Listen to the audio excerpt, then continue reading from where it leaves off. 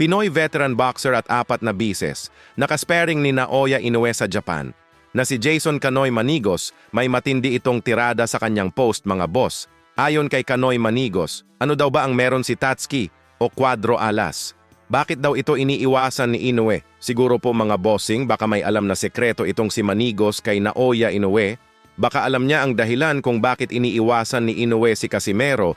4 na beses ba naman nagpabalik-balik si Manigos sa Japan bilang sparring partner ni Inoue. Habang may matinding birada naman si Kanoy Manigos para kay Inoue, ayon kay Manigos mga boss, dapat daw lumabas din ng lungga si Inoue.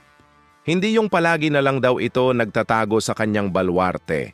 Matapos po kasi talunin ni Inoue si Akhmadaliev ay agad daw kinol out ni Inoue si Tank Davis. Ayon kay Inoue mga boss, bagamat nire-respeto umano niya si Davis bilang malakas at great champion. Kaso ang gusto mangyari ni Inoue, papapuntahin niya si Davis sa Japan para umano sila maglaban, kaya naman napareact dyan si Manigos. Para po kasi sa mga hindi nakakaalam na sa 31 fight ni Inoue, ay 5 bises lang ito lumabas ng Japan. Yan po ang pinupunto ni Manigos. Bukod dyan, ay kinukumpara daw si Inoue kay Manny Pacquiao. Para kay Kanoy Manigos mga boss, wala pang boxer ang nakaka-break sa record ni pambansang kamao. Hindi nga raw masyadong dumadayo itong si Inoue sa ibang bansa para kay Manigos po mga bossing. Ang totoo daw na warrior walang inaatrasan. Dahil sa panahon daw ni Manny Pacquiao, lahat ng humaharang sa kanyang timbang ay kanya itong niligpit. Ganon pa man, para kay Kanoy Manigos, hindi basta-basta ang abilidad na meron itong si Naoya Inoue. Ngunit ang problema lang daw talaga, malagay weather style, alagang undefeated, at halos hindi rin lumalabas sa kanyang lungga nung kanyang kapanahunan. Bukod dyan, sinabi ni Manigos na mahilig daw talaga umiwas sa mga magagaling na boxer. Ang ating nabanggit, ang ginagawa daw nila.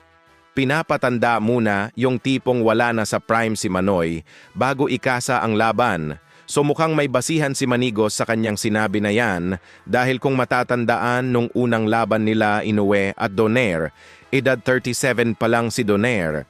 At talaga naman nahirapan si Inoue, bukod dyan na hospital pa dahil nabasag ang kanyang orbital bone. Sa kauli nagkaroon ng rematch sila Inoue at Donaire nung edad 40 na si Donaire, matanda na. Kaya naging easy target na lang kay Inoue. So ulit po mga boss, 4 na beses naging sparring partner ni Kanoy Manigos. Si Naoya Inoue, kumbaga kabisado ni Kanoy Manigos ang galawan ni Inoue. Para sa inyong mga opinion, paki-comment lang po sa ibaba. Maraming salamat po.